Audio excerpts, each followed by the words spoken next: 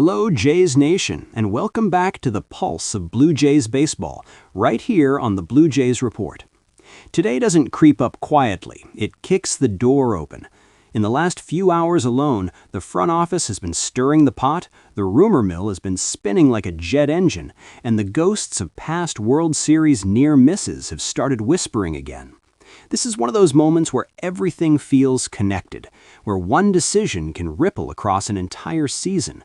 Potential signings, rotation intrigue involving an old ally, and hard-earned lessons from teams that failed to finish the job. Settle in, because this one matters. Before we get into the thick of it, a quick word to the real ones. If you love sharp, honest Blue Jays coverage with a bit of drama baked in, make sure you like this video, share it with a fellow Jays fan, and subscribe to the Blue Jays Report so you never miss what's coming next. Let's start where all good off-seasons eventually lead, the bullpen. The 2025 World Series loss still lingers like a bruise you prod without meaning to. So close, yet just out of reach. Since then, the Blue Jays have acted like a team possessed, swinging big with Dylan Cease and bringing in Japanese star Kazuma Okamoto, while watching Kyle Tucker slip away to Los Angeles. But championships are rarely won by headlines alone. Sometimes they're secured by quieter names, by players who thrive in the shadows. That's where Danny Coulombe enters the conversation, and suddenly the silence around him feels very loud. At 36, Coulombe isn't the kind of signing that sells jerseys overnight, but baseball doesn't care about glamour when October arrives. What it values is nerve. What it values is reliability. Throughout his career, Coulombe has made left-handed hitters deeply uncomfortable, holding them to numbers that whisper dominance rather than shout it. Last season, split between Minnesota and Texas, he moved through high-pressure innings like a man who'd seen worse storms.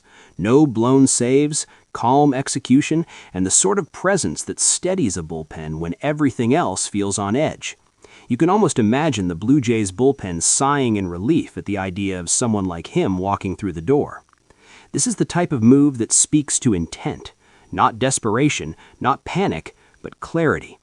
If you've ever watched a contender crumble because one reliever couldn't find the zone at the wrong moment, you understand why this matters. If you're enjoying this breakdown so far, take a second to like the video and subscribe to the Blue Jays Report. It genuinely helps keep this conversation alive. From the future to the familiar past, the next storyline carries a note of nostalgia. Chris Bassitt, a man who gave everything he had to Toronto, now finds his name linked heavily with the Atlanta Braves. This isn't a trade rumor. This is free agency doing what free agency always does, quietly pulling players toward the next chapter. Bassitt's time in Toronto was defined by dependability, by taking the ball every fifth day and never blinking. But baseball is ruthless about time, and velocity charts don't lie. At 36, Bassitt is still effective, still competitive, but the margins are thinner now. His fastball has softened, even if his guile hasn't. For Atlanta, a short-term stabilizer makes perfect sense, especially with their rotation battered by injuries. For Toronto, letting him walk is less about rejection and more about evolution. Payroll flexibility is oxygen in this league, and committing long-term money to arms on the wrong side of 30 can suffocate a roster faster than fans realize. That doesn't erase what Bassitt meant. His innings mattered. His postseason contributions mattered. He was part of a run that reminded this city what meaningful October baseball feels like. If he does land in Atlanta, he leaves with respect, not regret. Toronto, meanwhile, keeps its eyes forward, not backward.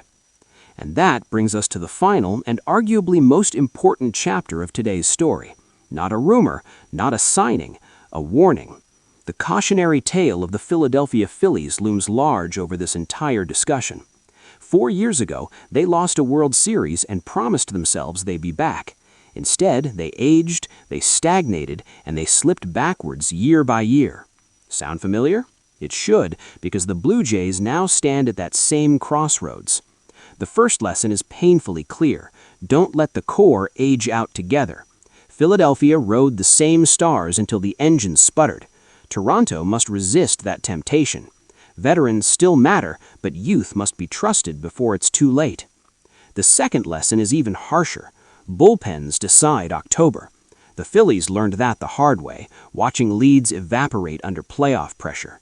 Toronto has already taken steps, but depth isn't optional, it's survival. And the final lesson might be the most subtle of all. Diversity beats brute force. Home runs win headlines, but adaptable lineups win series. The Blue Jays are already shifting identity, and that evolution must continue. This is where it all comes together. Quiet signings like Coulombe, difficult goodbyes like Bassitt, strategic patience instead of emotional decisions. Championships aren't built in one move. They're assembled, piece by piece, with discipline and foresight. So now I want to hear from you. Should the Jays make that call on Coulombe? Are you comfortable letting Bassitt walk? And do you believe this team has learned from the Phillies' mistakes? Drop your thoughts in the comments. If you enjoyed this video, hit that like button, share it, and subscribe to the Blue Jays Report so you're always ahead of the story. Stay Blue, Jays Nation.